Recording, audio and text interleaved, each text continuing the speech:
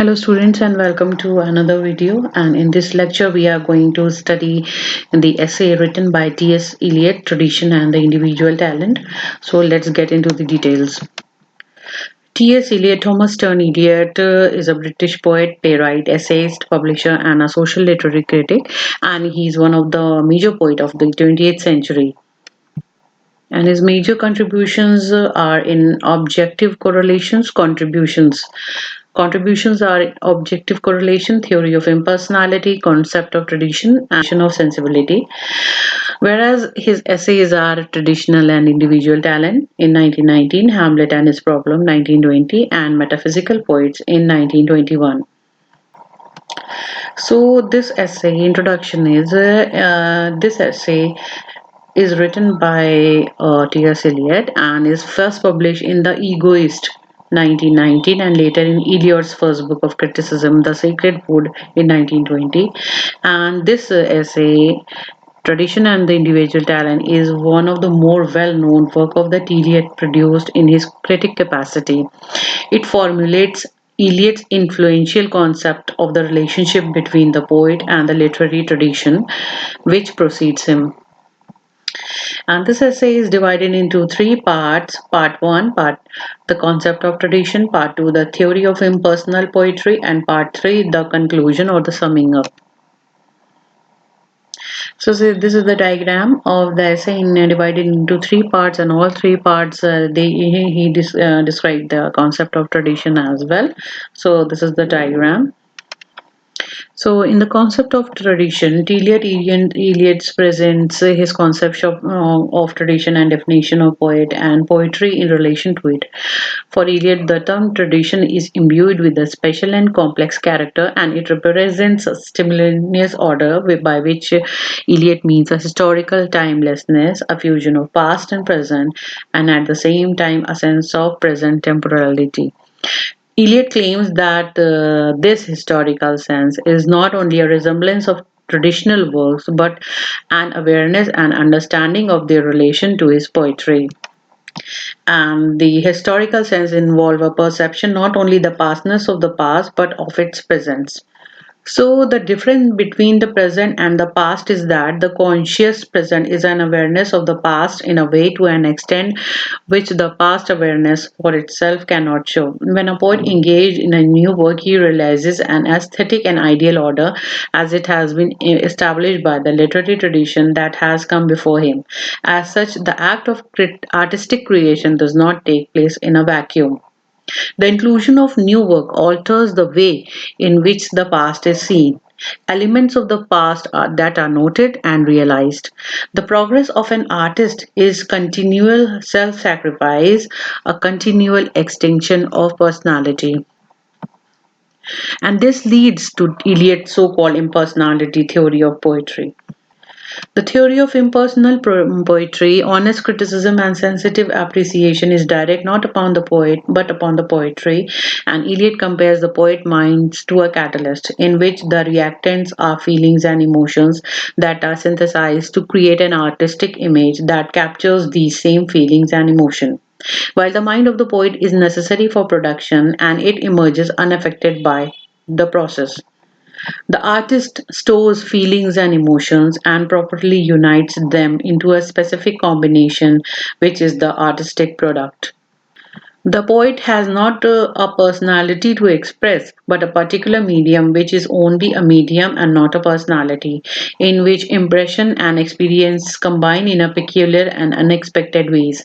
Impression and experiences which are important for the man may not take place in the poetry, and those which become important in the poetry may play quite an ignorable part in a man and the personality. It is not his personal emotion, the emotions provoked by a particular event in his life, that the poet is in any way remarkable or interesting. His particular emotions may be simple, crude, or flat. Great work do not express personal emotion of a poet, and the poet does not reveal his own unique novel emotions, but rather by drawing on ordinary ones and channeling them through the intensity of poetry. According to Eliot's poetry is not a turning loose of emotion but an escape from emotion. It is not the expression of personality, but an escape from personality. But of course, those only who have personality and emotions know what it means and what to escape from these things. Since the successful poetry is impersonal and therefore it exists independent of its poet and it outlives the poet and can incorporate into the timeless ideal order of the living and the literary tradition. He mentions that talent, especially in the arts, is a genius that one is born with. Instead, talent is acquired through a careful study of poetry. So, according to him, the emotion of art is impersonal in conclusion, and the poet cannot reach this impersonality without surrendering himself wholly to the work to be done. And he is not likely to know what is to be done unless he lives in what is not merely the present, but the present moment of the past, unless he is conscious not of what is dead, but of what is already living. So here is again the brief note and the division of the essay which is mentioned over here. Summary along with the theory of impersonality of poetry and with the concept of tradition. So he say about the tradition that it doesn't mean the blind adherence to the way of previous generation, and it cannot be inherited, and it can only be obtained by hard labor, and these can only be obtained by those who have historical sense, and it implies the recognition of the continuity of literature with the critical judgment as to which the writers of the past continue to be significant in the present, and the knowledge of the significant writers obtained through the painstaking effort. He say about the tradition concept that tradition isn't anything fixed and static. It is constantly changing and growing and becoming different from what it is. And when a new work is created, the whole literary tradition is modified, and the relationship between the past and the present is not one-sided. It is reciprocal, and the past direct the present. So it is itself modified and altered by the present. So, along with the in the function in the traditional function, the work of art of a poet in the present is to be compared and contrasted with work of the past.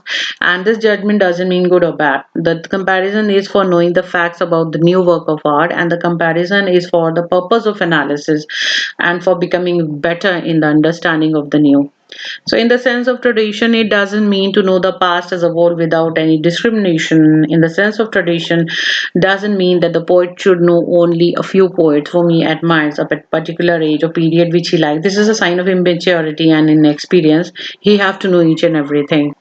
And his theory, in this theory, extinction of he mentioned about the extinction of personality, that the artist must surrender himself to tradition and he must allow his poetic sensibility to be shaped and modified by the past, and his emotion feeling must be depersonalized. He must be impersonal and objective as a scientist, and poet's personality is merely a medium as a catalytic agent, and he is receptible in which a chemical reaction take place.